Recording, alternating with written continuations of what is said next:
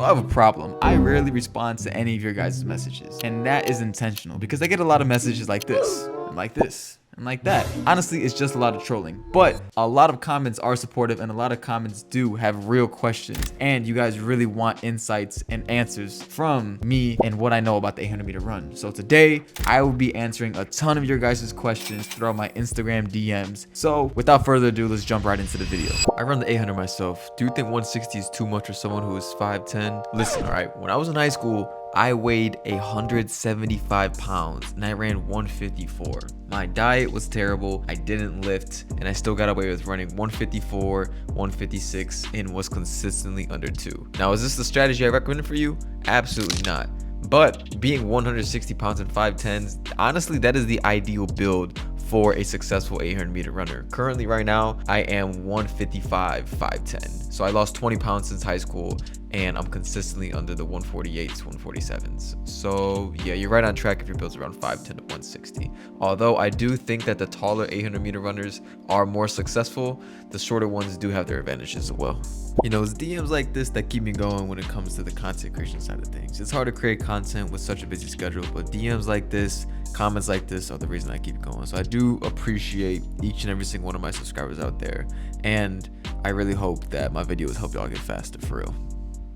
All right, let's look at this DM that we have right here. So long story short, this kid is a soccer player who then transferred to track, and he naturally is super fast. He's run 203. He split 52 in the 4x4. His goal is to go 150 eventually. I don't know exactly how old he is from this DM, but I'm gonna guess that he's probably a sophomore or junior if he's been doing soccer for a little bit. His goal is to break his school record, which is 157. Honestly, my best advice for somebody who's in this position is to honestly just stay consistent.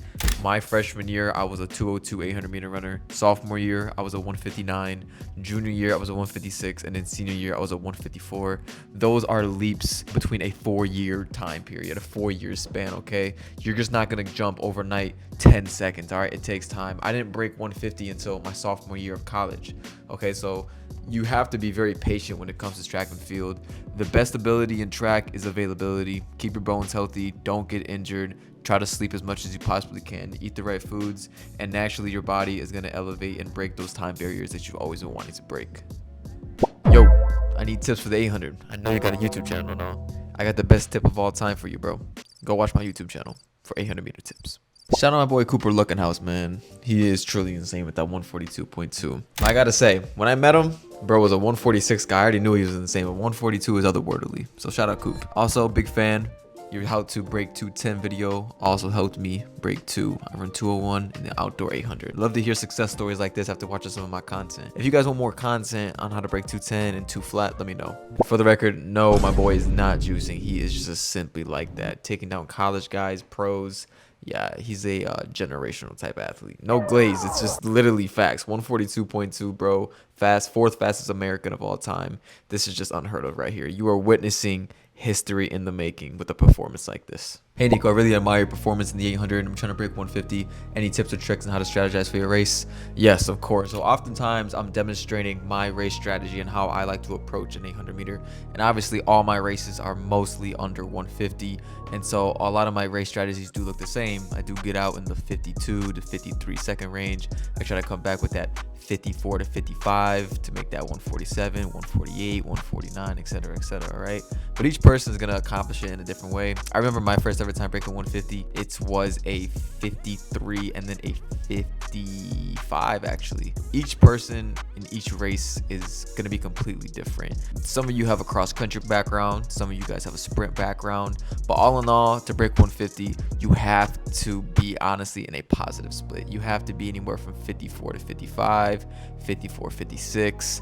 Negative splitting your first ever time breaking 150 is just not gonna happen unless you're just in crazy good shape. So my best recommendation is positive split, however that looks for you. If you got to open up in 51 and close in 58, if you got to open up in 55 and close in 55, do whatever you got to do in order to break 150.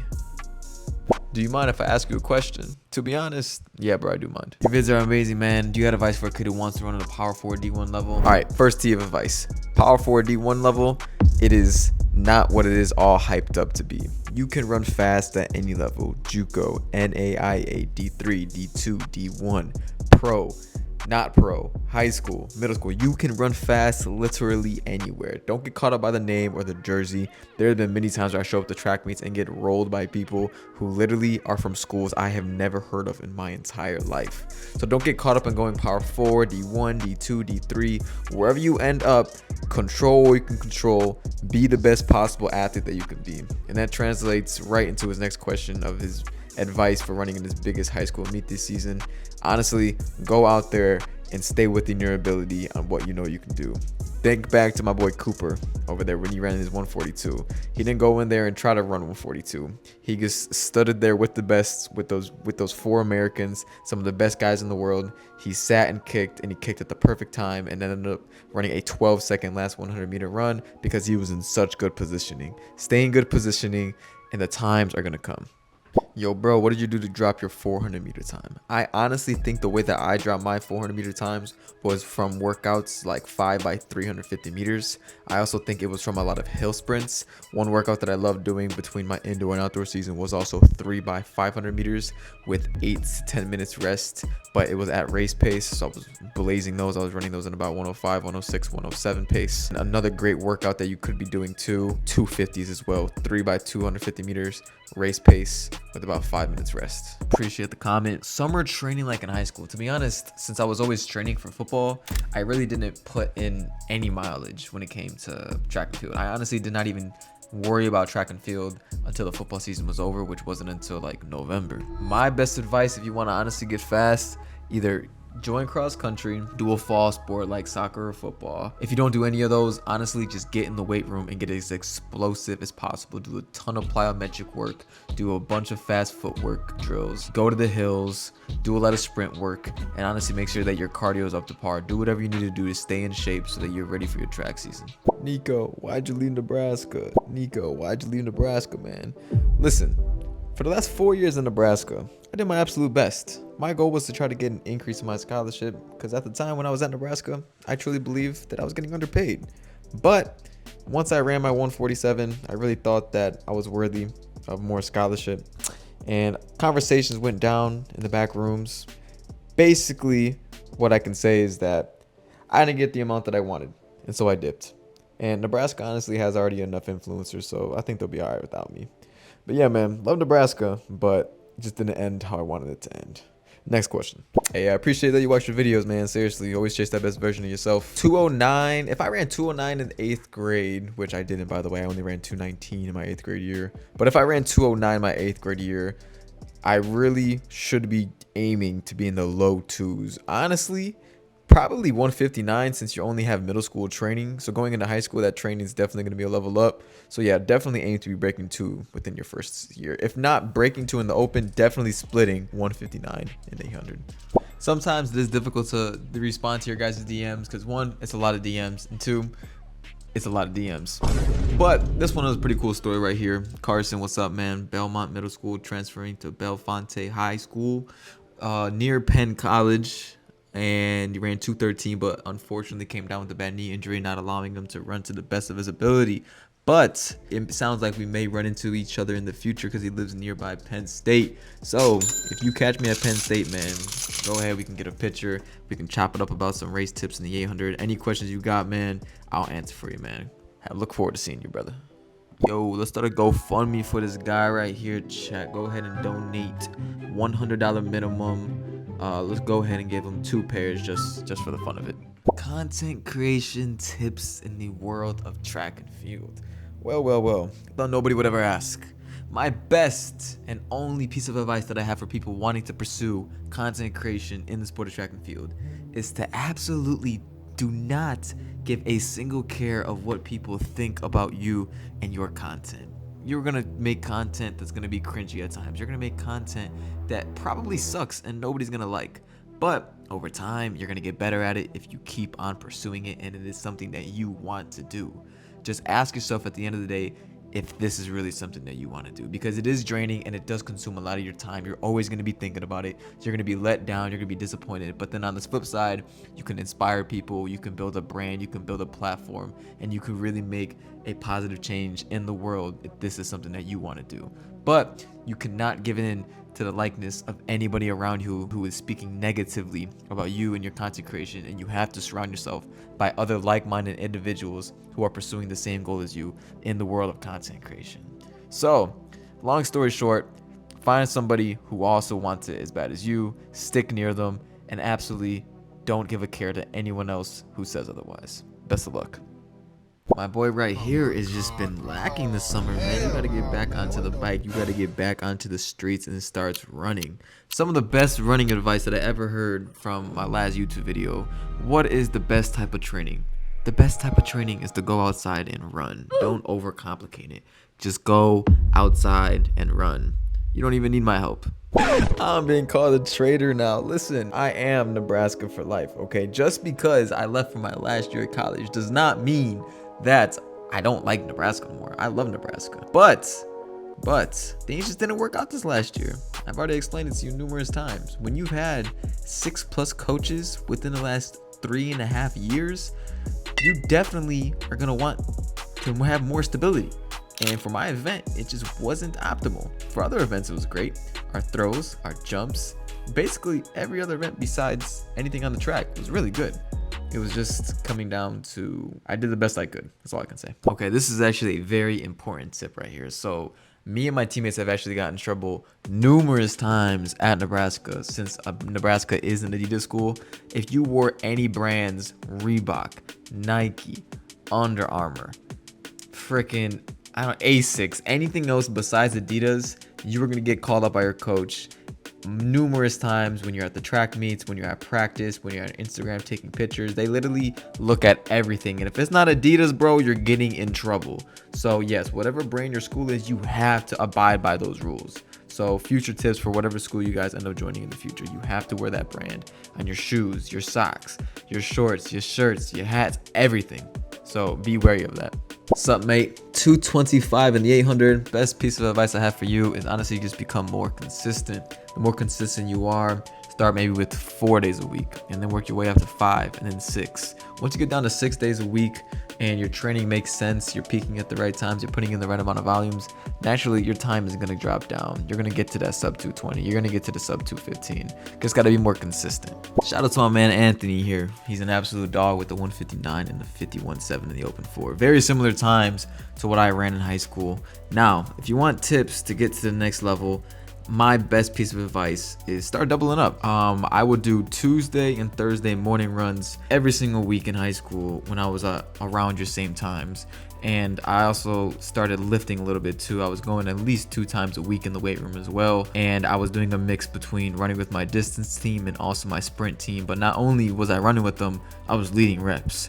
So if you want to get to that next level, bro, you have to start pushing yourself to a next level in practice. So become a leader. You're obviously fast enough to lead your team, and I believe both sprints and the distance side of things. Just become that guy. Best of advice I have for you, my man Anthony. Best of luck.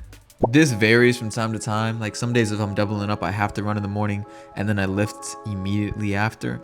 But honestly, if I had to lay it out in my own personal way, I would do my gym first and then in the afternoons do my running workouts. So I definitely do prefer to lift first and then run, but either or interchangeable, just depends how hard the workout is that day. What's going on all the way from Ireland? Your dream is to run for America. Any advice on contacting coaches and standards? Honestly, if you are not 154 or under, coaches aren't even gonna bat an eye at you unless you were on some crazy like 400 time where you're in like the 46s, 47s.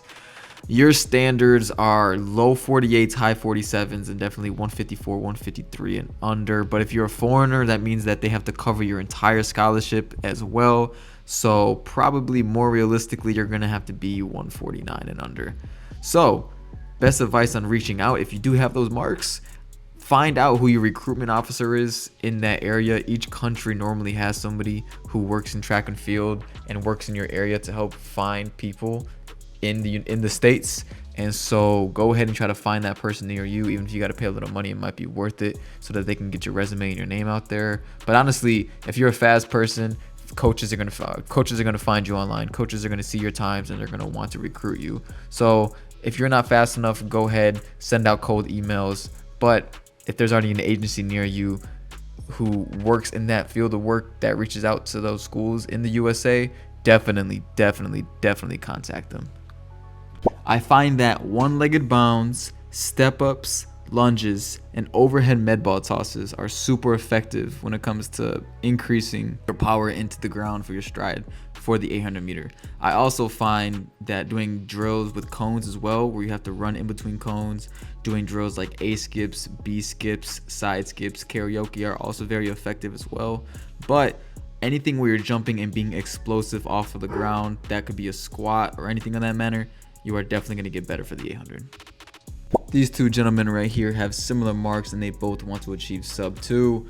I had a video on this, but it definitely would be to get out in 57 to 58 seconds. Definitely be in that second to third position. It's going to be hard to solo a sub 2 800 meter if you've never done it before, but if somebody's in your heat who has already done it, maybe they're in the 158, 157, do your best to stay near them and obviously hang on those last 150 meters in order to break 2. But you have to not be afraid to get out in the 27 to 28 seconds and then honestly hang on for your life going into those last 200 meters. Yes. I often get asked this a lot. How come you're still running? How do you have eligibility left if you were a senior? My freshman year, I had a stress fracture in my left shin and I only competed 1 meet. So I think the rule is you get to compete up to 3 meets and then you can redshirt. Well, yeah, I only competed 1 and I got hurt for the entire year. And so I got my entire year back since I never competed, and that's why I have that 5th year. And also, any tips on getting recruited? Run fast times. Hey, chat, help him out here. Tell Johnson how to run an 800. All right, I'm not gonna lie, my recruiting process was kind of whack when it came to coming to Nebraska. So I did something really stupid. When I was in the 156 times, I was emailing a bunch of college coaches and I accidentally hit CC for every single coach out there. Emailed probably 30 or 40 coaches, every single coach in the Big Ten, every single coach in the SEC, and I sent the same email to every single coach. Normally, you guys have like your own little personal essay, personal formatting thing where he's like, hey coach, I'm this person and I run this time. I'm really interested in your specific program. Yeah, well, I sent that to every single coach all in the same email and it looked really bad. And so nobody wanted me up until I ran that 119 in the 600. And so after that, Nebraska started reaching out and I was already in the contact with Nebraska, but they weren't interested in offering me because my times were fast enough. But when I ran that 119, they definitely hurried up on their paperwork and sent me that offer. So long story short, run fast times and coaches are going to throw you that offer. Some of the things that I want you high schoolers to realize is that you guys are in amazing shape, probably the best shape that you're going to be in into your entire lives, right? And so I get that injuries can set you back and things like that, but it's going to take you not nearly as long as it will in like 10 or 15 years from now to get back to where you were. Your bodies are still developing, and honestly, you have a lot more energy now than you will have in the future. So my best advice is getting back into injury, getting back from injury, start slow, slowly work your way back up. Don't do anything too irrational. Split it up between on the ground training and cross training to level off that fitness to make sure that you're not slamming your foot or ankle or knee or hip or whatever it is hurting into the ground and come back in a timely manner. But slowly over time, you're going to bounce back into shape fairly quickly if you've already had a cross country season and if you've been running track in the past. So my best advice, just stick to the plan. So you double in the 800 and the mile. I can't really give too much advice on the mile because I've never really run one in college. But honestly, something that I've seen work in my training block is Mondays I would do anywhere from 8 to 12 repeat 200s on a 2-minute rest cycle. So those 200s would be around like 27 to 28 seconds. And then the next day I would either do like 4 to 5 600 meter repeats, or I do repeat 500s, or I do 5 by 350, or sometimes I'd even do 300 meter repeats, right? And so just make sure that those days are kind of back to back. Monday's kind of getting you warmed up, and then Tuesday's like the really hard day, Wednesday's recovery, and then Thursday you bounce back with some sort of speed, and then Friday, Saturday could even be like some sort of threshold run or a certain steady state run. So that's kind of a training block that I would follow, that I used to do, and I kind of do as of right now. But that could be a potential training plan for you in the future if you do want to transition into that type of training style. Bro, I'm not gonna lie, I'm trash at the 1,000. I'm like the last person you should really be asking about the 1,000. But honestly, just run that John like an 800 and pray those last 200. I got no advice, bro. I'm sorry. I ran terrible in my last 1,000. Hey guys, if you ever want to run fast, or really if you want to ever be anything in life, go ahead and do the exact opposite of what Atlas Sports is doing. Yeah, they comment on every video. If you have a life, if you have really anything important going on in your life, you wouldn't be in Nico Schultz's comment section daily. Mind you, 24/7 surveillance, responding to every single comment, leaving his unwanted opinions in the comment section. Just remember, be the bigger person in life. Yeah, that's gonna conclude this video. Till next time, peace.